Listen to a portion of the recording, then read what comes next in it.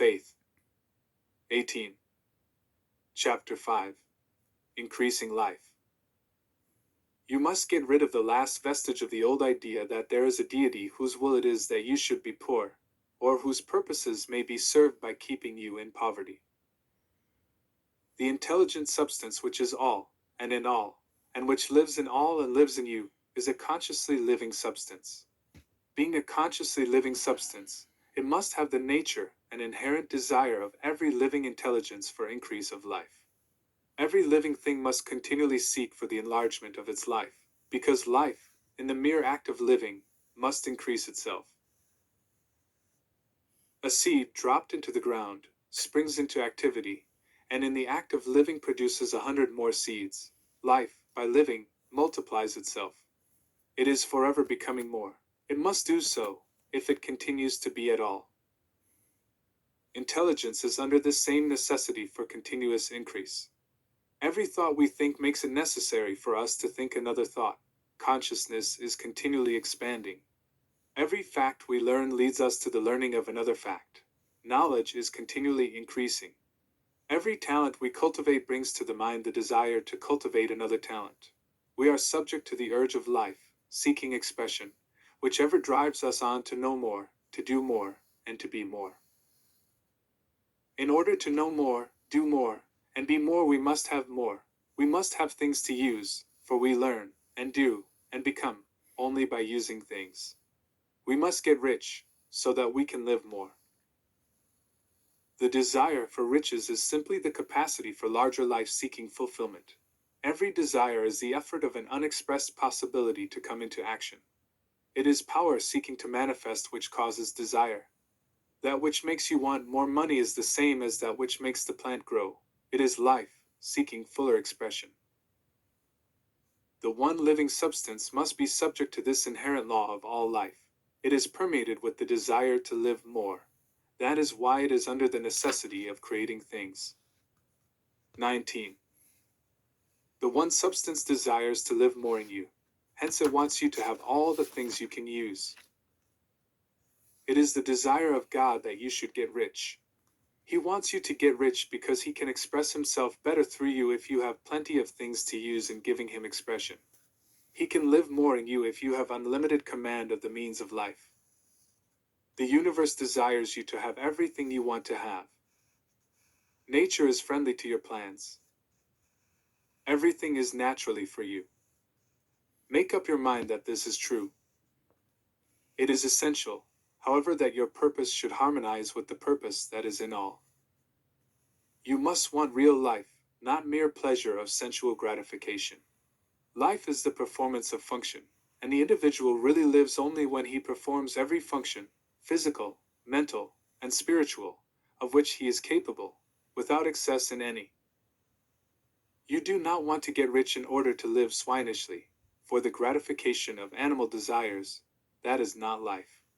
But the performance of every physical function is a part of life, and no one lives completely who denies the impulses of the body a normal and healthful expression. You do not want to get rich solely to enjoy mental pleasures, to get knowledge, to gratify ambition, to outshine others, to be famous. All these are a legitimate part of life, but the man who lives for the pleasures of the intellect alone will only have a partial life, and he will never be satisfied with his lot. You do not want to get rich solely for the good of others, to lose yourself for the salvation of mankind, to experience the joys of philanthropy and sacrifice. The joys of the soul are only a part of life, and they are no better or nobler than any other part. You want to get rich in order that you may eat, drink, and be merry when it is time to do these things, in order that you may surround yourself with beautiful things, see distant lands, feed your mind, and develop. 20. Your intellect, in order that you may love men and do kind things, and be able to play a good part in helping the world to find truth. But remember that extreme altruism is no better and no nobler than extreme selfishness. Both are mistakes. Get rid of the idea that God wants you to sacrifice yourself for others, and that you can secure his favor by doing so. God requires nothing of the kind. What he wants is that you should make the most of yourself, for yourself, and for others, and you can help others more by making the most of yourself than in any other way. You can make the most of yourself only by getting rich, so it is right and praiseworthy that you should give your first and best thought to the work of acquiring wealth. Remember, however, that the desire of substance is for all, and its movements must be for more life to all.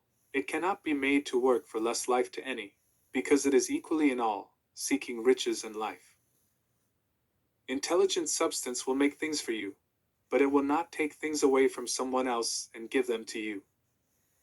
You must get rid of the thought of competition. You are to create, not to compete for what is already created. You do not have to take anything away from anyone.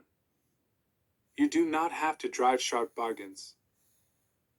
You do not have to cheat or to take advantage.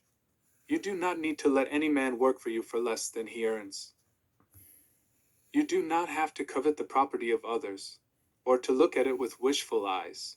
No man has anything of which you cannot have the like, and that without taking what he has away from him.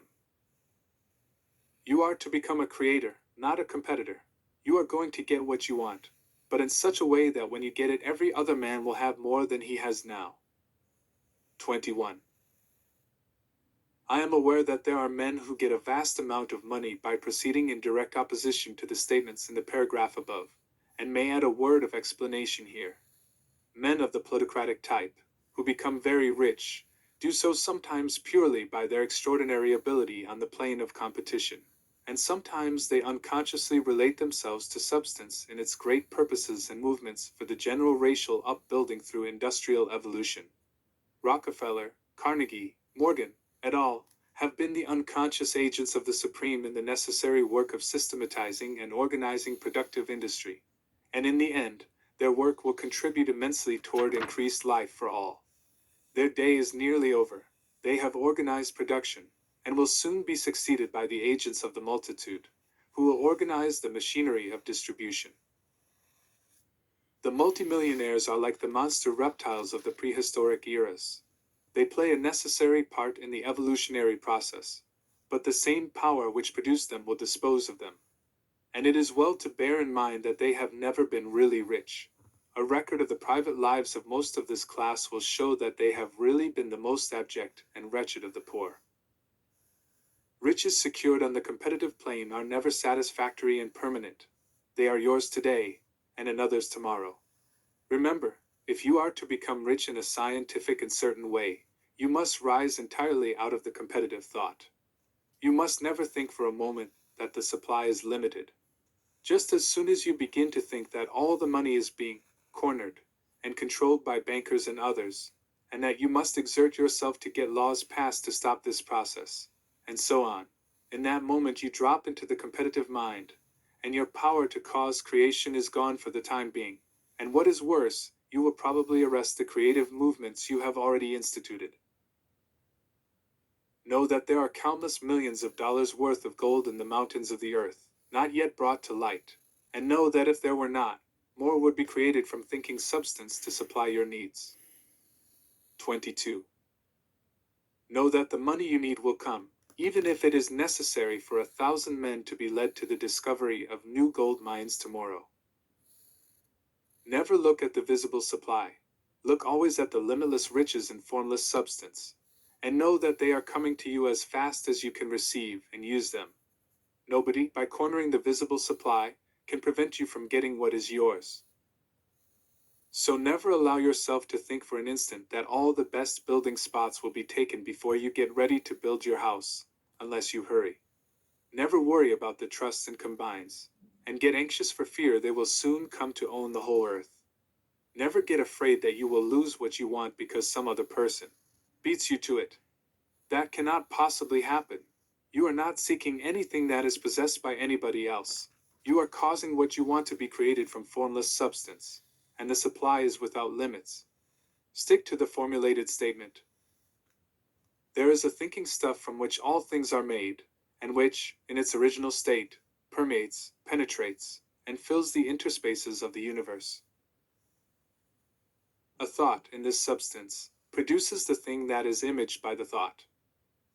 Man can form things in his thought, and by impressing his thought upon formless substance, can cause the thing he thinks about to be created.